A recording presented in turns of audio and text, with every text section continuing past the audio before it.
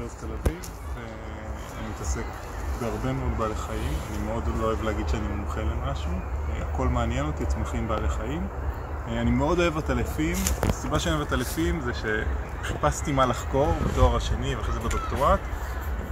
חיפשתי משהו שאני לא מכיר, ואני מסתובב מאז שאני ילד בחוץ, אבל עטלפים אני רואה רק צל, כי בכלל שאני ממש לא מכיר. הדבר המקוד שהכרתי זה בחי והצומח לארץ ישראל, היו תמונות נהדרות של עטלפים, שבתור ילד תמיד הדליקו אותי נורא. אבל לא ראית. אבל לא ראיתי באמת את החיה הזאת. כן. ועטלף זה משהו כזה נשגב אחר, השונה מאוד. כן, מאוד ייחודי. כן. מסתורי אפילו. אז בערך לפני 21 שנה התחלתי לחקור עטלפים. בשנים האחרונות המחקר עטלפים הוא יותר בתחביב ברקע, שרץ ברקע של מחקרים אחרים, והרבה שמירת טבע של עטלפים. ישראל היא מעצמת עטלפים, יש לנו 33 מינים של עטלפים. מין אחד שהוא אוכל פירות, מאוד נפוץ, ורואים אותו כל הזמן, ו32 מינים שאוכלים חרקים. והמינים שאוכלים חרקים בסכנת הכחדה רובם. חוץ מאלה שיש לנו כאן. המין של העטלף חרקים שיש לנו כאן נקרא הטלפון לבן שואלים, יש אחד שעובר ממש קרוב, רואים את האותות שלו כאן. זאת אומרת, מתוך ה-33 שקיימים בישראל, אחד אוכל פירות, אז אחד נפוץ וכל השאר בסכנת הכחדה? כן. וואו. בעיקר אלה שבסכנת הכחדה זה מינים של מערות. מינים של מערות מאוד מאוד נפגעו מהרעלות. אהלן שי. אהלן. אהלן. רק התחלנו. ערב טוב. הנה התאורה שלי הגיעה. אז מינים של מערות מאוד נפגעו מהרעלות, ומינים שלא חיים במערות במצב טוב. מינים שלא חיים במערות בערך חיים בסדקים. סדקים או בעצים, או בסביבה של אדם, שבבתים יש מלא תריסים, פרגולות, רעפים, עמודי חשמל. שלחתי בקבוצה את זה, עכשיו גיליתי מקום חדש שהם אוהבים, ועמודי חשמל מהבטון, החורים האלה. לא האמנתי, בטון או מתכת? זה בטון. וואלה. וזה חור בקוטר של בערך 3 סנטימטר, כן. ופשוט נכנסים ובום לתוך הרמות. זה חלול בפנים? כאילו יש חור, אבל העמוד עצמו חלול? אני חושב לא בטוח שהוא חלול, אבל הטלף צריך ממש חור קטן כדי להיכנס. היופי בטלפי חרקים זה שאנחנו לא שומעים אותם, למרות שהם צורכים כל הזמן. והם צורכים פשוט בתדר שאנחנו לא שומעים, וכדי לשמוע אותם משתמשים בגלאי הטלפים. הגלאי הטלפים, אני הכי אוהב את הגלאי הזה, בעיקר להדרכות, זה נקרא הטרודיין. זה הגלאי הכי פרימיטיבי. מה שהוא עושה זה פעולה פשוטה של חיסור חשמלי. בעצם יש לי כאן סקאלה של תדרים, קצת קשה לראות. מהתדר הנשמע, ואז אתם שומעים שאני מדבר, שומעים את הקול שלי. התדר הכי גבוה כאן זה 120 קילו הרץ. אנחנו כולנו כאן מבוגרים, אז אנחנו שומעים עד 13 קילו הרץ, ילדים שומעים עד 20 קילו הרץ. הטלפים מתחילים ב-12 קילו הרץ. יש מין של הטלף בארץ שמשתמש, שזה תדר שכולנו שומעים. אתם שמעתם את זה באמת מלא פעמים, ולא בהכרח ידעתם שאתם שומעים את הטלף. זה קליקים מתחתיים בתדירות נמוכה יחסית, מאוד מאוד חזקים. הטלפים שאתה מדבר עליהם שפה הם יותר קטנים משמעותית מהפירות. כן, הטלף שאנחנו רואים כאן הוא משתמש בתדר של 40 קילו הרץ. אני שמתי עכשיו את הסקאלה 40 קילו הרץ. בעצם המכשיר הזה מוריד לי 39 קילו הרץ שאני שם על 40 ומשמיע לי 1 קילו הרץ. אז אתם שומעים 1 קילו הרץ. עכשיו, זה הטלפון לבן שוליים. כמה אנחנו שומעים? אנחנו שומעים עד 13, 15 קילו הרץ, אם יש לכם שמיעה טובה. נגיד, יש לבתים מכשירים כאלה שאמורים לדחות את טלפי פרי, שזה שקר נוראי. כן? כן, הם מפציצים בערך ב-12-15 קילו הרץ, אז אנחנו שומעים חלק מהתדרים שלהם. תינוקות מאוד סובלים מהרעש. זה למשל, אם יש לכם כלב או חתול בבית ויש לשכנים כזה, זה ממש, הוא כל הזמן במסיבה. לטלפון לבן שוליים אז הוא סביב 40 קילו הרץ. הגובה של התדר הוא מושפע מהטרף. הטלף שאוכל טרף קטן או צריך לעוף בתוך בין דירות קורי עכביש, שישתמש בתדר גבוה, כי אז האורך גל הוא יותר קטן והוא חוזר בעצם מיצרים קטנים. והטלף שעף למשל בגבהים של מאות מטרים, שאין מכשולים והוא רוצה לתפוס חרקים גדולים, אז הוא ישתמש בתדר נמוך יחסית שעובר מרחק גדול וחוזר מעצמים גדולים. ובדרך כלל גם יחסית לגודל הטלף, זאת אומרת הטלפים גדולים יעופו גבוה וקטנים... לא, וגם יש שם איזה מין אנומליה כזאת שיש מינים קטנים של הטלפים שפתאום משתמשים בתדר שהוא יחסית נמוך, או מינים גדולים שפתאום יש להם תדר מאוד מאוד גבוה. אז יש כל מיני שיטות שידור, אבל בגלל שאנחנו שומעים רק אחד, אני מדבר רק על זה. הקליקים, זה בעצם, הטלף משמיע קליק, שהוא משמיע ממיתרי הקול ומקשיב לעד שחוזר. אז כל מה שאתם שומעים את הטק טק טק טק טק, זה בעצם קליקים, והוא מקשיב לעד שחוזר. אנחנו נקשיב, תכף נקשיב רגע בשקט, תראו שהוא מוצא משהו. הוא מעלה את התדירות, וזה נשמע כמו זמזום.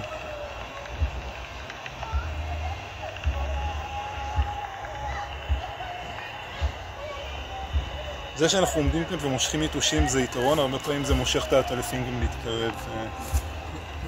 אני טוב בזה, אני מאוד מושך. גם אני. הטלף כזה יכול לאכול מאות יתושים. לא רק אתה, גם אני, אבל משום מה פה אין יתושים עד עכשיו. בספרות מדברים על 600 יתושים בשעה, שהטלף כזה טורף. כמובן מדביר מצוין. הנה. אני לא שומע את הזמזום הזה של הלכידה. רגע, אמרת כשיש קורי עכביש? הוא יכול לשמוע אותם, את העד שחוזר מהם. זאת אומרת, קורי עכביש תדר יותר גבוה? יש למשל, יש מין שנקרא נשפון באקוזן, מין שנמצא בשפלת יהודה ובגליל. הוא מתמחה בלהוציא עכבישים מהרשתות שלהם. וואלה. ויש לו תדר שמתחיל בערך ב-130 קילו הרץ ויורד, יש לו אות כזה שסורק המון תדרים, והוא מוצא את העכביש באמצע הרשת ופשוט שולף אותו מהרשת בלי להסתבך, והכל בשמיעה בלי שהוא צריך לראות את העכביש.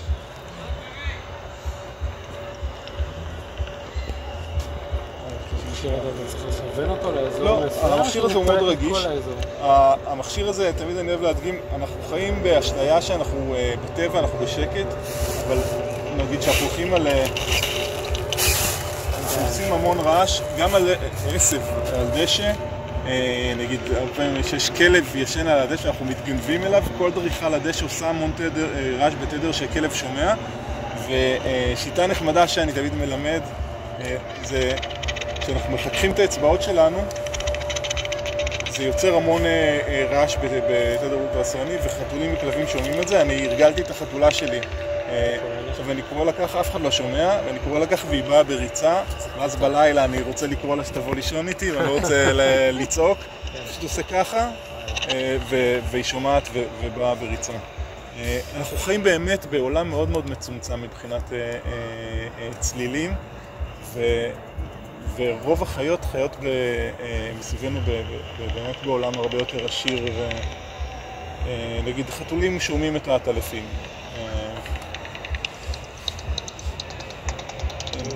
הנה גם עכשיו הוא תפס משהו. בשעה הזאת הייתי מצפה כבר לראות את הטלפי חרקים. את הטלפי פירות. טלפי פירות. הם תכף יתחילו לעבור. טלפי פירות... יצא לי להיות במערה, לראות אותם בשעה שהם יוצאים, זה משוגע. גם שם, גם הייתי פעם אחת בחורשה ממול. איזה מערה? על כביש 2. על כביש 2. מומלץ לבקר. זה משהו מאוד מאוד מרשים. על כביש 2. כן, איפה על כביש 2? יש את הגשר של ההולכי רגל, לכיוון פיתוח. אחרי החפירה? יותר צפונה. כן. איפה שהדואר היה שם דואר. אתה לוקח ימינה, ממשיך על הכביש, ואז יש לך כניסה מימין, אבל לדעתי עכשיו הצמחייה כבר חסומה לגמרי. זה בצד המזרחי של הכביש 2, כלומר לפני כפר שמריהו בעצם? לפני כפר שמריהו. בצד של כשאני הגעתי לשם נכנסתי בפסולת כאילו... של גובה ברכיים. על כביש 2? צריך לעשות שם מבצע ניקוי. זהו, אני מתלבט אם אני רוצה שאנשים ייכנסו לשם או לא. שי, על כביש 2? אבל צריך, כן. על כביש 2 או... כן, כן. ואיזה הטלפים יש שם? יש שם טלפי פרי.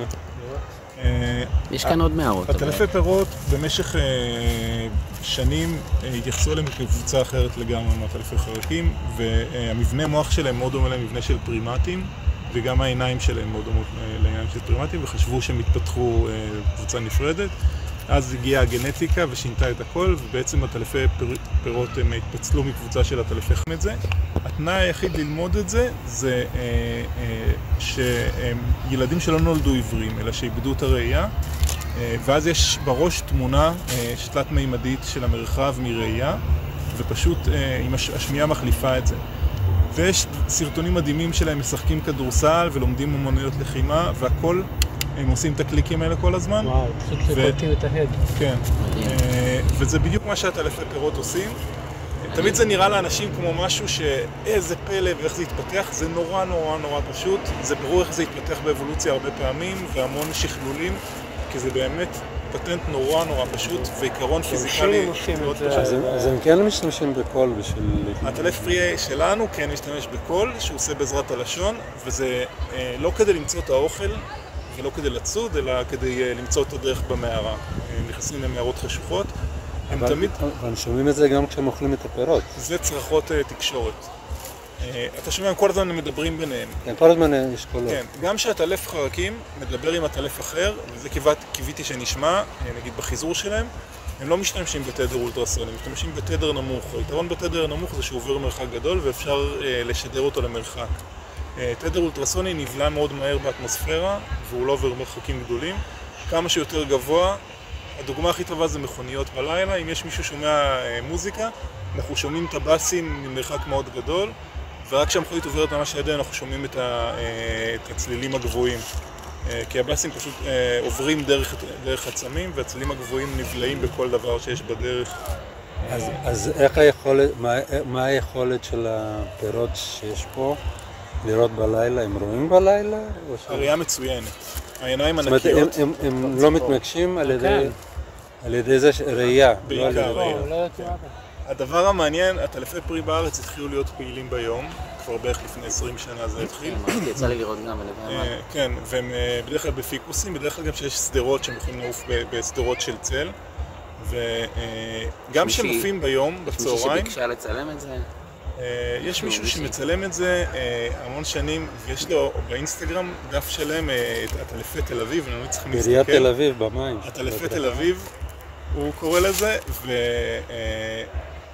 בית TLV אני חושב זה, ויש לו צילומים מדהימים של הטלפים ביום, שותים ועם גורים ועם אוכל בפה, צילום. זה קטע זה. אתה צריך להתקדם. אתה זוכר את הצילום של הטלפים הפוקוסים שם, ברחוב הנדיב? שלחת? צריך כאלה. שלחת מראה, דברים. צריך לצלם אותם ביום. מישהו דאג לנו פה לתאורה. כאן בגלל השלולית? ראית מערה שהיינו בגליל ים, ראית את החוף הזה שהם יושבים בו, ובהמשך של הנחל יש עוד מקום עצום של הטלפון. כן, עם הרבה. עם הרבה, זה שהוא הולך לעבור ליד החניה של רכבת החדשה. זאת בשוליים של הפארק בעצם. כן, וואי, נכנסתי עם שלומית פעם. נכנסת לזה אחד העימים להיכנס לשם? כן, הרבה הטלפים. אבל יש שם הרבה, אתה כאילו יורד כזה פתאום לא, העניין עם הטלפי פרי, תחת לאדמה. זה לא נעים להגיד, אבל הטלפי פרי הם מיני מתפרץ. הרבה יותר גרוע מעורבים. האוכלוסייה היא באלפי אחוזים גבוהה ממה שאמורה להיות באופן טבעי. יש הסכם... אין להם כאן אבל משטורף אותם, נכון? זה רק... אין להם משטורף אותם כמעט. הרוח זה היחיד? אתה יודע, עופות דורסים לפעמים תנשמות, אבל גם זה קשה להם. כן. חתולים. יש חתול שמתמחה שם במערת הרצליה, ויש המון כנפיים. יש שם זעמני מטבעות גדולים במערת הרצליה. בפעם אחת שהיינו ראינו 3 זעמני מטבעות. צפעים לא ראיתי שם, אבל הגיוני שגם צפעים, אבל זה לא באמת מאיים על האוכלוסייה. העניין שהכריזו עליהם כמין מוגן על הטלפי פרי, בגלל לחץ של האום, ישראל הצטרפה לאמנה של האום לשמירה על הטלפים, והמקום היחיד חוץ מישראל באזור שיש טלפים זה בקפריסין, ושם זה מין מאוד נדיר. ואילצו אותנו להכריז על זה, היו עמומים, פנו אלינו קפריסין שנעזור להם לשמור ושאלו אותנו איך אנחנו שומרים, ואמרתי להם, מה שומרים? אנחנו מנסים להיפטר מהם, יש לנו יותר מדי, הם לא האמינו. אפשר להעביר אליהם? באמת אני אומר, כאילו הם יעברו לבד, הם גם, אני מניח שכבר בטורקיה הם מאוד נפוצים. מה זה יעברו לבד? עם השינוי אקלים. הטלף מסוגל מעניין אם יש נדידה באמת. לטוס מפה עד קפריסין? אז משהו מעניין לנדידה של הטלפים. ואם טיבוע אני יודע שעושים. אני מטבע הטלפים היחיד בארץ. וואלה, אתה עושה את זה עם יונתן בן סימון? כאילו אתה מגיע לך? מה? יונתן בן סימון? הוא לא מטבע טלפים. לא, אני יודע, אבל הוא מצטרף לטיבועים. הוא הוא הצטבע וחמוטל פעם, אני כן. יודע. אז אנחנו לא ידענו כלום על הנדידה של הטלפים בארץ, ויש נדידה רצינית של הטלפים, אבל היא לא כל כך הולכת צפונה. יש מינים שנודדים לאזור הכנרת, עמק החולה הכי צפוני, ואז נודדים דרום בסתיו. והשנה פעם ראשונה שראינו איזה שינויים שממשיכים יותר, וקיבלנו דיווח מיוון, פעם ראשונה אי פעם, על המין הזה שאנחנו חוקרים, שהגיע ליוון. כנראה לא מאצלנו, אלא ואתם רואים כאילו גם כן במזג האוויר שינויים בעונות אנחנו רואים שינויים גם נשארים יותר, מגיעים יותר מוקדם. ממש על 21 שנה שאני חוקר אותם, ממש רואים שינויים, ואני נורא סקפטי לגבי כל דבר. וזה פשוט, זה מול העיניים, רואים את השינוי האקלים ואיך הם משפיעים, ואנחנו רואים מינים של הסהרה פתאום באזור הכנרת, ומגיעים עד צפת, מינים מדברים ממש... כאילו כולם מצפינים? המינים הדרומיים והצפונים אנחנו לא כך יודעים. הצפונים הם גם ככה במצב מאוד רע בארץ, מינים אירופאים. הטלפון לבן שוליים זה מין שהוא נחשב ים תיכוני קלאסי, הוא סביב כל הים התיכון. מין שמאוד מאוד הסתגל לאדם, וכמעט בכל בניין בארץ יש את טלפון לבן שוליים. אנשים לא יודעים את זה כי הוא לא מלכלך, הוא לא מרעיש. זה מה שיש כאן. הקטנים שאוכלים פה את ה... אני יודע שבסקר טבע הם מצאו עוד איזשהו מין, אני לא זוכר את השם שלו. אם הם מצאו את זה באמצעות שמיעה ולא ראו אותו פיזית, אני לא מאמין לתוצאות שלהם. עכשיו, זאת הבעיה עם הגלאים האלה.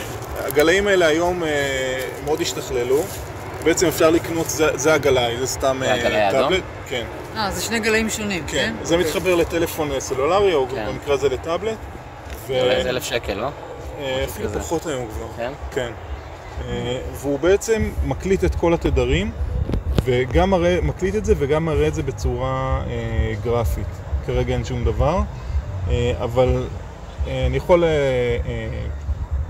להסתובב עם זה או להפעיל את זה להקלטה ולאסוף את זה אחרי זה. יש כאלה גלאים שהם קופסה פשוט, בלי כל המסך.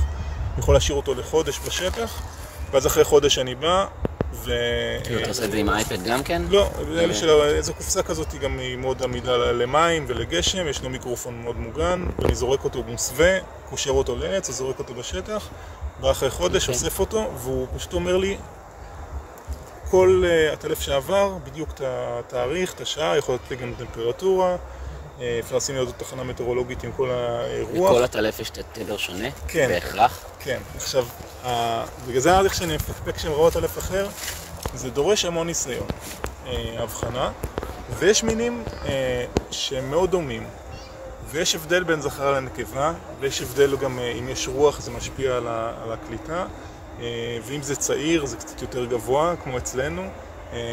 בדרך כלל גם הנקבות, אם הן יותר קטנות אז הן יותר גבוהות, ואם יש מינים שהנקבה יותר גדולה אז היא יותר נמוכה. וזה דורש המון ניסיון.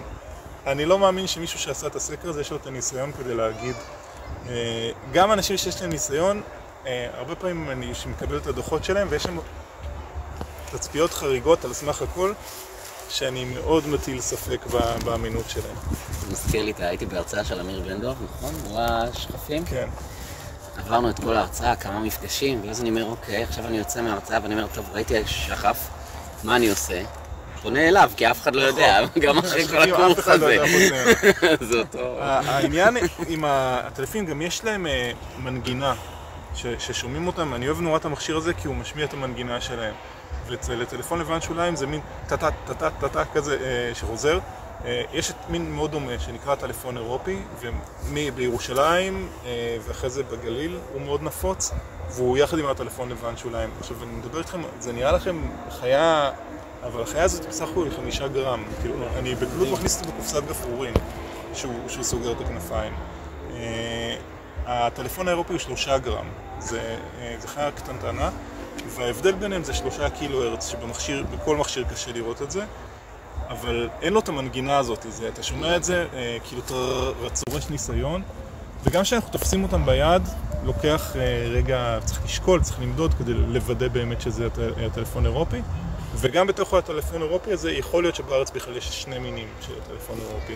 באירופה כבר יודעים שיש 2 מינים, ואצלנו אין לנו את הניסיון כדי לדעת אם... אז אנחנו לא יודעים כמעט כלום על הטלפים בארץ. באמת, אני בעיקר חוקר יזנובים. לפני שהתחלתי, היה איזה ערך בחי והצומח של ארץ ישראל, ששום דבר שכתוב בו לא נכון. עכשיו, זה באמת, זה ברמה מצחיקה שקוראים את זה. מנדלסון. באמת לא ידעו כלום, והוא ניסה להסביר שיש לי מבנה אף מוזר, והוא טען שזה לאיסוף חרקים מעל פני המים, וזה הטלף שאף בגבהים, זה הטלף שלא שותה מים בכלל.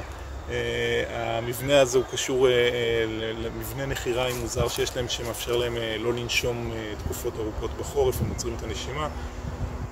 20 שנה אני חוקר אותו, אני לא יודע עליו כלום. כאילו, אני כל שנה מופתע מחדש, ויש המון דברים, כאילו... זה אינסופי, אז יש לנו 32 מינים של הטלפים, שבאמת אנחנו כמעט לא יודעים שום דבר. רגע, ערן, תגיד, באת לפה למה? כי פה שקט? רגע, אנחנו הולך למקום שאני נשמע, נראה קצת יותר על הטלפים. אפשר להסתובב. בואו נסתובב. יש מעלינו כבר לדעתי הטלף פירות. עכשיו, הזמן הכי טוב לראות הטלפים שאוכלים יתושים, הוא לפי הגודל. זה בתחילת הערב ולפנות כמו ראיתי טרף מכאן לכאן. הם שבעים והם הולכים לישון. זה הדהים אותי בכלל בטלפים. שמה? הטלפים הם יכולים לפעול, נגיד יזנובים שחקרתי. מה מפתיע? אני גם הייתי אוכל. לפעמים לאכול והולכים לישון? עכשיו, יזנובים זה 20 דקות. וואלה. שהם יוצאים, יזנובים יוצאים הרבה, כאילו, ישר אחרי השקיעה, שיש עוד 20 דקות של אור. כן. הם יוצאים, אוכלים וחוזרים למערות וישנים עד למחרת. כשהתחלתי למשדר אותם, אז בכלל לא שמתי משדר וניסיתי, כל הלילה חיפשתי אותם ולא מצאתי אותם. עד שחזרתי למערה וראיתי שהם שם. וכל הסיבוב שלהם בלילה זה 20 דקות, שעה, שהנקבות מניקות, אז זה כבר יותר גם. הנקבות הן לא, הן חייבות הפרדה מהגורים שלהם. משדר בכזה קטן?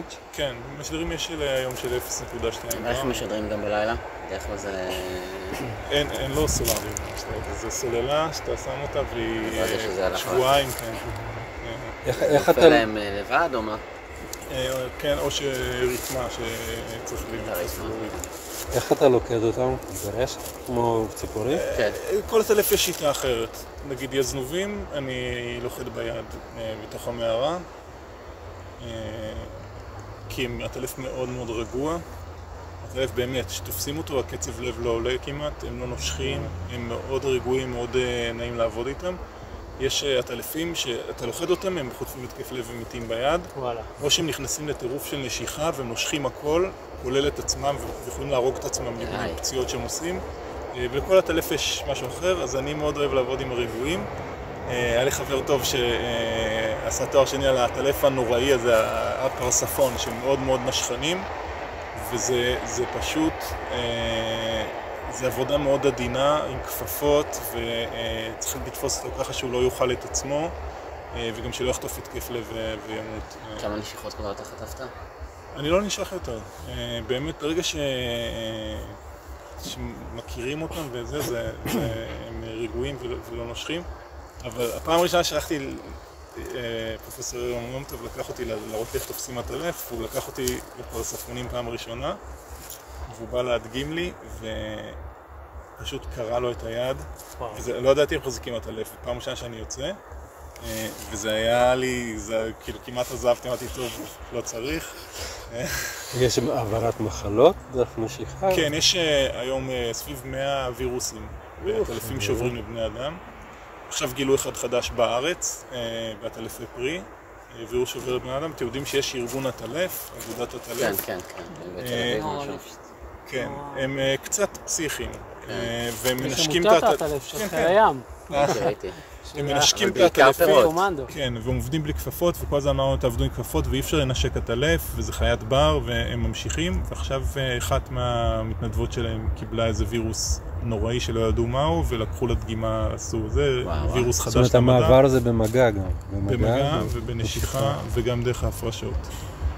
ואחת הבעיות עם הטלפי פרי, שהאוכלוסייה כל כך גדולה, זה שתחשבו שבתל אביב מי שאוכל בחוץ בבית קפה או מסעדה בערב, מה, ונופל עליו... הם כל הזמן משתינים ומטילים צואה, וזה תמיד נכנס לאוכל. ויורקים. וזה יריקות זה פחות. קורה לי הרבה. ואם יהיה איזה וירוס, אבולה למשל עוברת עם הטלפים, אם יגיע משהו כזה... שהטלפים חוגגים עליי. אז איך לתל אביב לא חולים כל כך הרבה עם כל הווירוסים? כי אין עדיין, לא הגיע משהו. אמרת 100 וירוסים. לא, שידועים מהטלפים שעוברים לבני אדם. לא בהכרח שנמצאים פה. לא בהכרח שנמצאים פה. עם הקורונה, הפחד הגדול שלנו היה שאנחנו נעביר את זה לעטלפים, ואז זה ירוץ. אנחנו נתקדם קצת, ננסה לשמוע אחרים. רגע, לפני זה שאלה לגבי הנדידה עוד. כן. אמרת שבקפריסין... כן, כך. איך הם הגיעו לקפריסין? הם יכולים לטוס 400 קילומטר בים? כן, המרחק הכי גבוה שיודעים על הטלפים זה 1,500 קילומטר. שהם עושים. הבאתי לפה פעם את החוג, יש חוג ספרות. הבאתי אותם לסיור הטלפים, ואז נתתי להם משימה, יש את המתקני ספורט בפארק הצפוני. אמרתי להם להיות כאילו על המתקן פוק. את הרגליים וזה, ואז איזה דברים אתם יכולים לעשות כשאתם עושים. הם עפו על זה. אוקיי. אז הטלפון לבן שוליים, שיא האנרגיה של הזכרים זה בסתיו. אבל אין מה להזדבק בסתיו, כי אחרי זה אין מה לאכול בחורף. אבל הפטנט שיש להם זה שהם מזדבקים בסתיו, שהזכרים בשיא הכוח שלהם, ובעצם הנקבות אוגרות את הזרע בגוף שלהם. ומשתמשות בו רק באביב בעצם, נכנסות להיריון, וההיריון הוא קצר באביב. אבל באביב הזכרים הם אחרי החורף הם מאוד מאוד חלשים, אז הם לא יכולים לפתח את האשכים ולפתח זרע. וזה איזה טרייד אוף כזה. יש מינים באירופה שמזדווגים בסתיו. זה אירועים מאוד מאוד מיוחדים, זה נקרא סוורמינג, זה הרבה מינים של הטלפים נפגשים באתרים מסוימים. ויש שם כאילו מסיבה ענקית. אלפי הטלפים מהמון סוגים, מהמון מינים, שנפגשים לכמה לילות, ועפים במעופי חיזור, ושרים ומזדווגים, והנקבות נכנסות להיריון, אבל הן עוצרות את ההתפתחות של העובר, ומפשירות אותו בעצם באביב, וממשיכות ההיריון. יש עוד בעלי חיים סמורים, איילים שיודעים לעשות את זה באירופה, איך הם עושים את זה בדיוק? לא יודעים. ויש לזה הרבה השלכות רפואיות עם כל העניין של הקפאת עוברים, כי בעצם אין כאן הקפאה באמת, אלא עצירה של ההתפתחות. מה אתם רואים? יש כאן עוד משהו ליאור, קטנטר. אצל הזנבים הם נפגשים בשבוע הראשון של... שעה טובה. כיף. נפגשים בשבוע הראשון של אפריל במדבר יהודה, במערה אחת ספציפית. ואז יש שם כמה עשרות הטלפים במערה הקטנה הזאת. פשוט כל המערה היא מהרצפה עד התקרה. הטלפים זכרים ונקבות, ואז הם מזדווגים בשבועיים האלה, ואז נפרדים ולא נפגשים אחרי זה הזכרים והנקבות עד החורף. הזכרים עפים לעמק החולה, הנקבות לאזור הכנרת, והם לא מתערבבים. הנקבות ממליטות אחרי זה בראשון ליולי. מגדלות תגורים, ובראשון לספטמבר שוב נודדות למערות חורף, ובאפריל נפגשות במדבר יהודה למסיבת סקס הזאת.